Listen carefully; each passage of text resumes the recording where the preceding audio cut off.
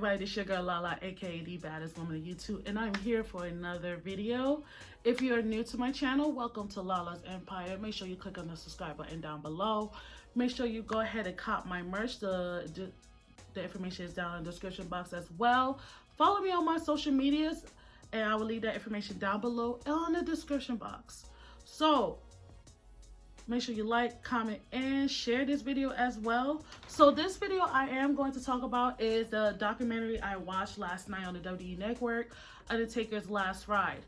Now, from what I experienced when I watched chapters 1 and 2, chapter 3 is a little different. It's like a blast from the past. If you guys been watching wrestling from the dawn of time, from past the Golden Era, the Attitude Era, the Aggression Era, and this new era, I don't know what to call it. Comment down below whatever era you want to call this. There was a match called the End of an Era. That one took place at WrestleMania, where it was a match with Triple H. Shawn Michaels was the guest referee, and also whereas it was him against the Undertaker, Triple H versus the Undertaker for the second time. Because when he did it the first time, the Undertaker won, but he was held off in the stretcher. So that came about was when Shawn Michaels made an attempt twice to end the Undertaker streak, but the second time it was Shawn Michaels' career versus the streak. You know how that came out. Shawn Michaels lost. So with that being said, Triple H stepped in. He said, you know what, I'm gonna do something that, hey, my friend, you couldn't do. Triple H lost, but then again, like I said, on the first time, Undertaker was wheeled out in a stretcher. So with the storyline that Undertaker wasn't satisfied with that, he wanted to end it whereas, oh no, we're not going to wheel out a stretcher. We're going to wheel it, you know, I'm going to be out here walking out and you're going to be laid out in the ring. So he wanted to, Undertaker this time wanted to go at it with Triple H. That's how the storyline was going. That's when somehow Shawn Michaels stepped in and he ended up being the guest referee. So you're looking at Shawn Michaels as the special guest referee to call it down the middle.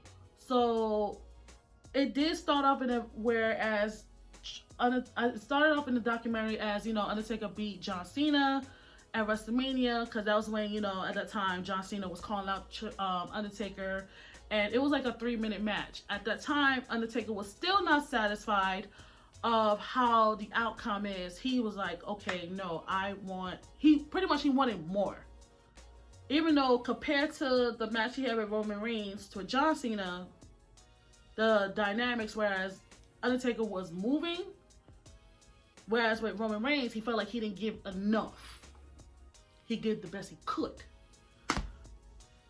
So back to Blast from the Past. That match, I kid you not, at the end, if I watch it numerous of times, I literally cried at the end because of the fact that now it was like showing like a sign of respect. I don't know what it is. I cry in some of these matches. Don't judge me, y'all. I'm emotional when it comes to wrestling. Don't judge me.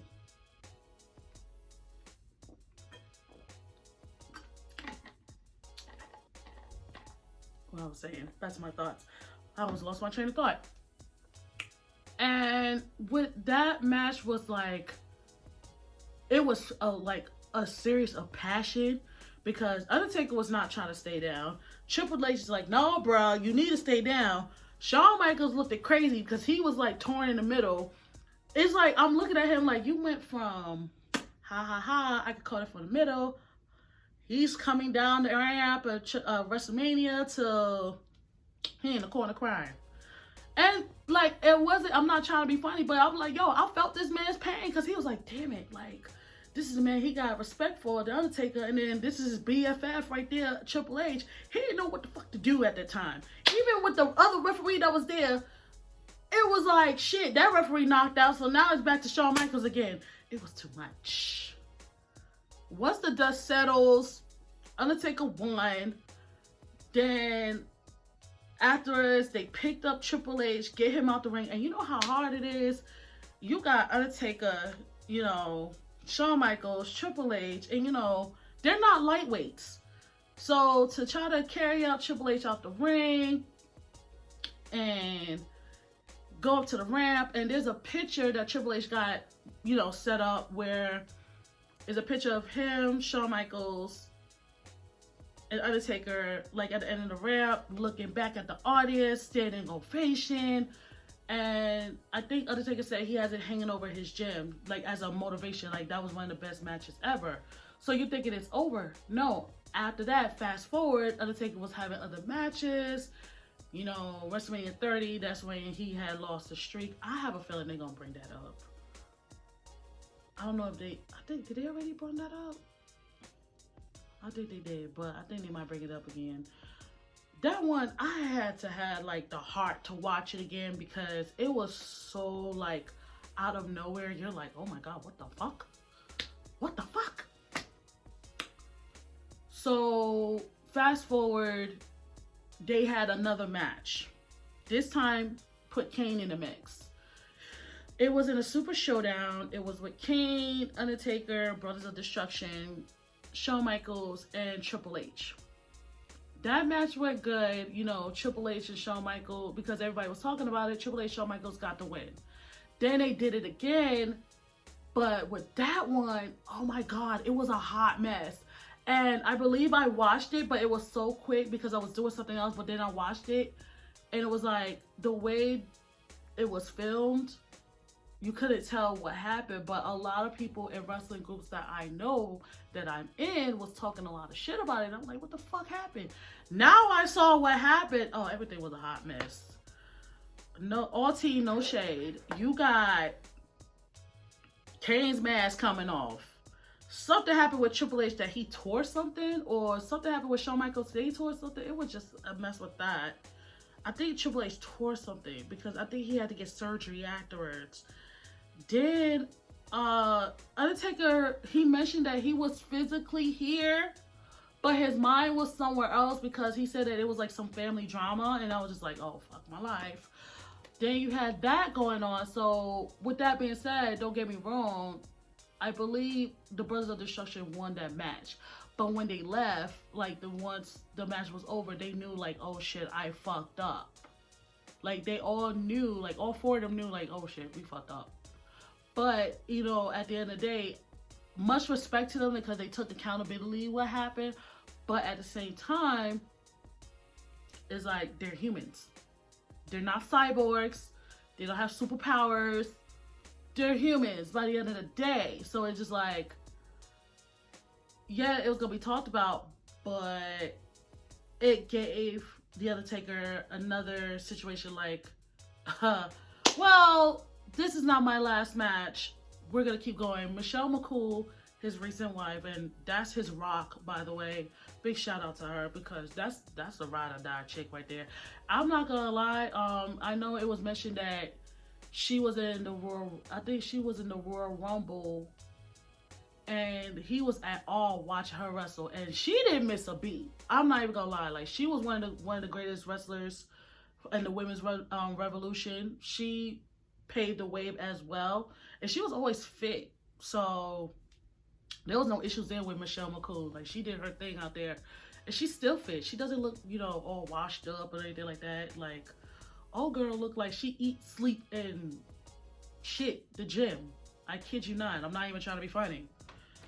After, I think she had like one or two kids by the Undertaker, if I'm not mistaken. But she never got pregnant in the first place.